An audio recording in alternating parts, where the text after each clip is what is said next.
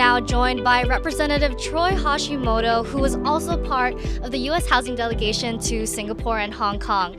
Thanks so much for joining us today. Thank you, Emily, for having me.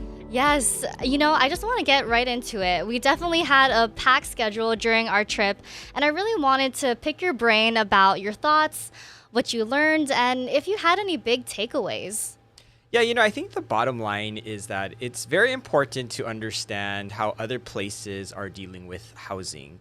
But I think when you go to other places, the underlying issue is that they have problems with housing, just like the United States. And so it's not like we have a unique problem, right? And so I think it's always very interesting and enlightening to understand how they are dealing with their housing crisis, how they're dealing with the just general housing shortage. And I think there's a lot of tactics that are a little different than what we face here in Hawaii. But I think nevertheless, it's really good to understand and break down a lot of what's going on out in the world, right? And so I think one of the biggest things that I took away from this trip is, number one, I think planning is very, very key. So we do planning in Hawaii, in America, but I think in the way that people plan in Asia is very much driven by the government, and very much that when they create a plan that they're going to do a certain amount of units, they will actually make it happen, right? And I think that's very different here, at least in Hawaii. We do this general plan, we have community plans,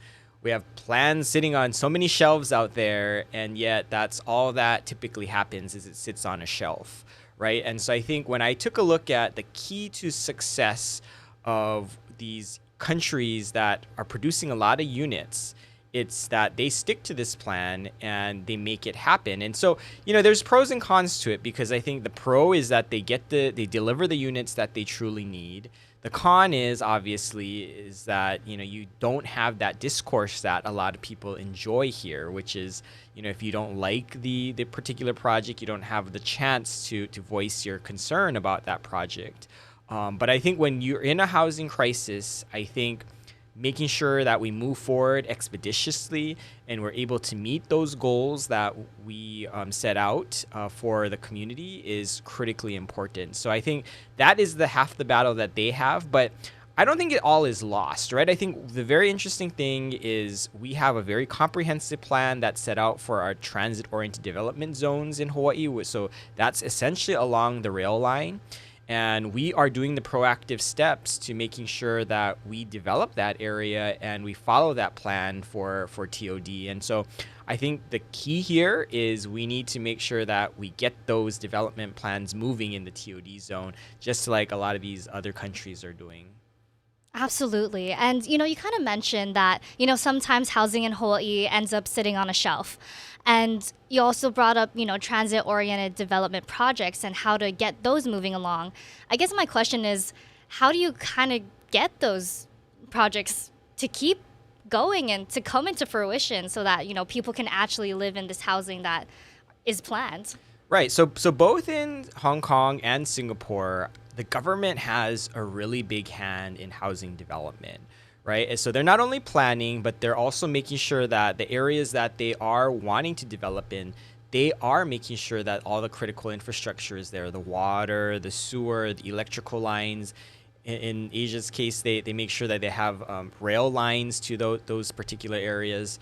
And so I think we cannot here in Hawaii rely solely on private developers to make our housing needs come to fruition, right? So government needs to be more involved, and I think that has been the strategy at the legislature, right? We cannot put everything on the private developer. Although we perceive that they're making a lot of money, at the end of the day, they're just going to pass those costs on to the end users, and where our affordable housing will dissipate. So I think the key is making sure that we provide that critical infrastructure, right? All along the rail line, what is our biggest critical infrastructure that we don't have? And that is sewer capacity, right? So we don't have, the reason why we can't develop Aloha Stadium into more housing is because we don't have sewer capacity. So it's working closely with the city to understand what is that timeline of when sewer capacity will be delivered so that we can move on these transit-oriented development lines. And obviously, we don't want to place any of those burdens onto private developers. And so when we're taking a look at Iwilei Kapalama, I think we need electrical upgrades. We shouldn't put that on private developers. We as government need to partner, and hopefully that will bring down the cost. Because actually, if we want to subsidize some of these homes, the best way to do it is through an infrastructure subsidy, not a direct subsidy, because you'll pay far less with the infrastructure subsidy because you'll spread it amongst so many other units. Yes, and that's a great point. Having all these essential needs, and like you said, if you pass it on to the developer, at the end of the day, it's going to pass on to like the consumer, the person who's going to be living there. And you mentioned subsidies.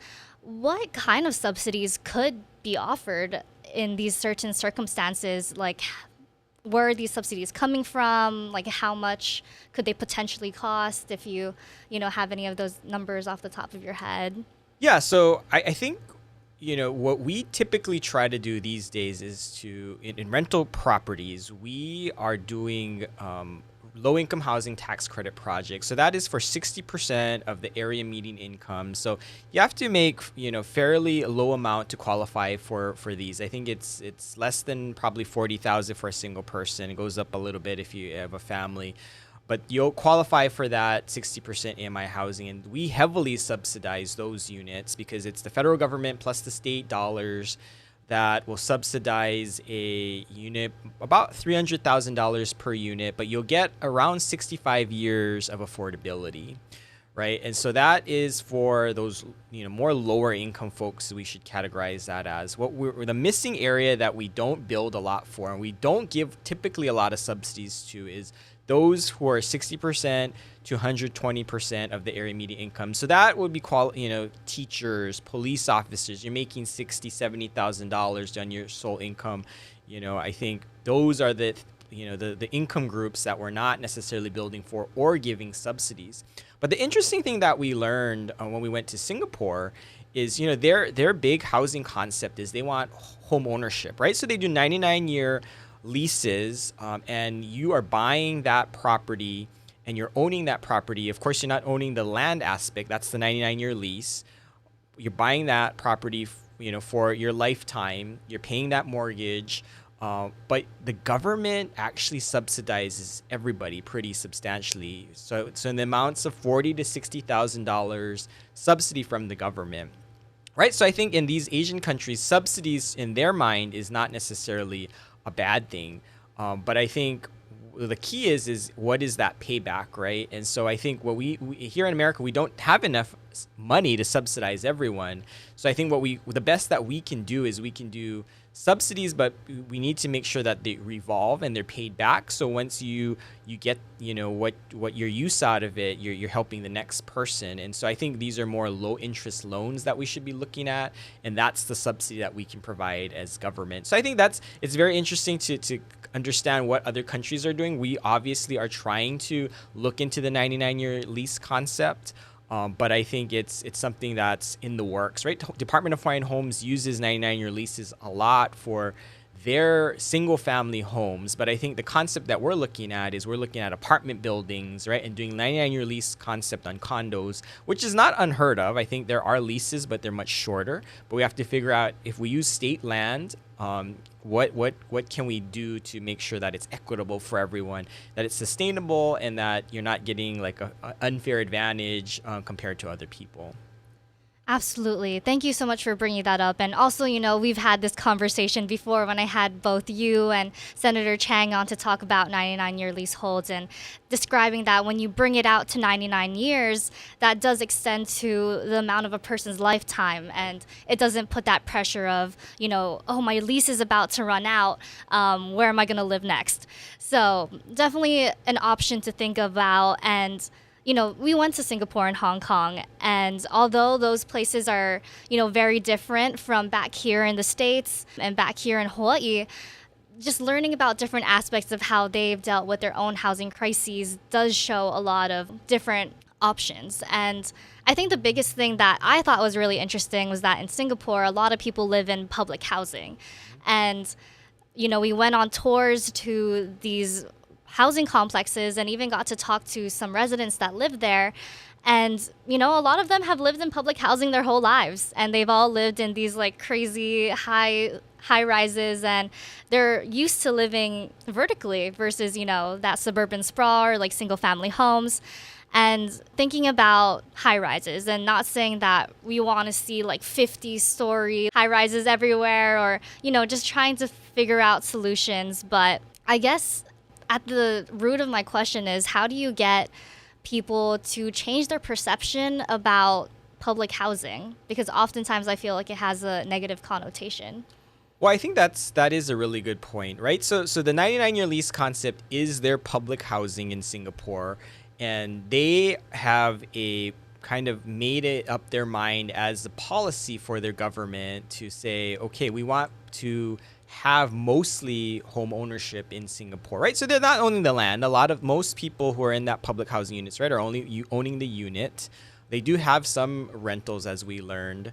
But, I think changing the perception of public housing will take time here, especially here in Hawaii, right? So most of our public housing units are old, right? We haven't invested substantially in them. And so I think the silver lining is that we are embarking on a very ambitious redevelopment of our public housing. And so, the governor just put out a 10,000, what we call an request for, I guess, qualifications. And so that essentially, we were trying to find a developer who can help us to develop these 10,000 units. We found one. The developer is High Ridge Costa. And so what they're really tasked with doing is looking at a lot of these public housing developments and seeing if we can redevelop them in a better way, right? So no longer are we looking at public housing where only those who are, with a low income get to live. What we're looking at is when we redevelop these public housing units, we want to do mixed income and likely mixed use, right? Because that you want to have the commercial, you want to have things to do around the area that you live. And so I think that is the underlying goal of the redevelopment of our public housing. So I think the first project that we're looking at is Mayor Right housing. It's a very dense development in Kalihi, but we're trying to see what we can do with that area. I think a lot of the challenges revolve around making sure we have enough infrastructure. The sewer lines also are iffy, along with electrical. And making sure that we get that figured out. So we'll embark on that. But I think that's the first thing the public should be aware of, is that you might be able to get a unit at Mayor Right, and it's not going to be very low income. It's going to be mixed use. And so I think that's very, very exciting. So people that may be on the lower end, plus the working class, that's the goal of having them live at Mayor Right in the future. And I think that is a very, very exciting redevelopment. I hope we can get that to the finish line, but I think that's immediately what's in front of us in trying to reimagine what public housing is all about. Absolutely. And I think we did see that when we did visit Singapore, mixed use, that was in almost all of their housing complexes. I think one of the ones that stood out to me the most was Kampung Admiralty. I think that was definitely the highlight of a lot of people on the delegations in that trip, just because we saw this housing facility that was mainly for like elderly kupuna, and they had like an elderly care center. They also had child care center for parents to drop off their young kids so that they could hang out with their grandparents after. They had like a whole level full of like food stalls and all of that, and then on top of that they also had a medical center, which is, they had like an eye doctor, dentist, I think I saw, like foot doctor, and, just basic like health needs. And, after seeing a housing complex like that, do you think it's possible to one day maybe have that back here at home in Hawaii? Yeah, and I think it's critical that we have all of those services, because I think what the way that we're moving is we want walkable communities. You want to make sure that you don't have to have a car to access a lot of these services, and I think from an economic standpoint it just makes sense, right? You need people to fuel your commercial, right? So when you take a look at downtown Honolulu, right, downtown is actually kind of dead a lot of the time, right? If it's not during the day, middle of the day, people getting lunch, by the evening time it comes, people are out of downtown. And the reason why downtown is so dead at night is because not many people live downtown, right? And so to build a vibrant community, you need people at all times. And so I think as we do the redevelopment of downtowns from commercial to residential conversions, I think it's a really good thing. And I think that Singapore and Hong Kong prove that model, right? They're very dense cities, but I think, the way that they plan, they're making sure that where their housing is, they have all those shops, they have all those rail lines. It's very methodical. It's planning at its best, right? And I think that is why it works, right? And so I think we are just missing a few elements, but I think when we are looking to push Hawaii to kind of rethink how our future housing looks like, I think that is where we can take a lot of inspiration from, right? Even though these are dense areas, you could modify it down, but I think the key is you need gathering spaces, you need places for people so it's convenient. I think it's just smart planning methods, and I think half of their success is because they plan well. And so I'll go back to my first point that if we can plan a little better in Hawaii, and everyone is on the same page of what that plan looks like, I think we'd be more successful. I think it's just sometimes we don't believe the plan. So when something happens or the plan changes and it's short notice, I think that's when people get upset. When we went to those events at Singapore and Hong Kong and their development boards, they show slides of all the different departments and agencies that they work with in order to get these projects underway. In Hawaii, are these types of conversations happening with other departments and agencies when planning new developments and housing specifically? Like, are you guys talking to, like the DOE to talk about, nearby schools that, children could access? The Department of Health, if there's any, medical centers they could like pop up, in a facility. What kinds of conversations happen around there? Yeah, and that's a really good point that you make of what conversations are happening, because I think the one big thing that Singapore has, and in most cases also Hong Kong, is that their governments are centralized, right? So especially in Singapore, it's like you're the federal government, you're the local government, and you're the state government all at once, right? And so all these agencies, they don't have to talk to other levels of government. So that's the upside for them. But I think in Hawaii, right, so the federal government tries to mostly stay out of the housing business, but I think there's a big interplay between the county and the state. And so I think if we can get better at, making sure that we communicate and make sure that we're all on the same page between the county and the state, I think that will go a long way. I think the state does take a lot of leadership on Oahu. I think less so on the neighbor islands. So, all of Kaka'ako, that is practically a state agency, right? We have the Hawaii Community Development Authority who's overseeing that area. So we're firmly in control of that area. And so I think when you think about just redevelopment, I think they've done a great job. It's just a matter of, do we have other areas that we want to redevelop in that manner? I think you will talk to people, though, about Kaka'ako, and they'll say, oh, there's just too many rich people in Kaka'ako, right? Where's the local people? So I think when we reconstitute trying to do these developments, we need to prioritize affordable housing, right? And I think that if the redevelopment agency were passed today, I'm sure the affordability requirements would be much higher. But I think, the point is that we need to make sure that everyone is on the same page. And I think we're working towards that. I think we've constituted a lot of different working groups to try and achieve that. I think the governor has just recently applied for a federal grant through HUD to make sure that we can try and break down barriers for doing development. And I think a lot of it is through communication. But I think, as you brought up, learning from Hong Kong and Singapore on how their governments interact, they have a very, very,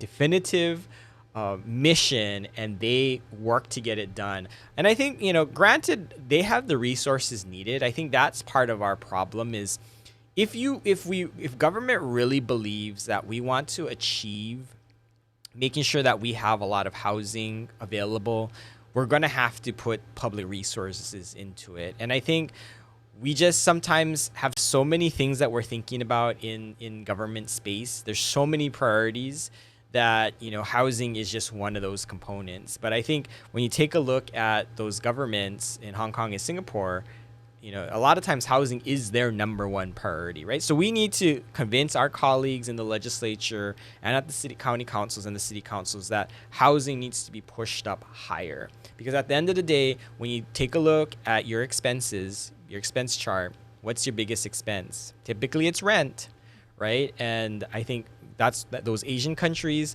understand that. And so when you can bring down that cost of rent, you have a lot more money in your pocket. And I think that's what we have to continue focusing on.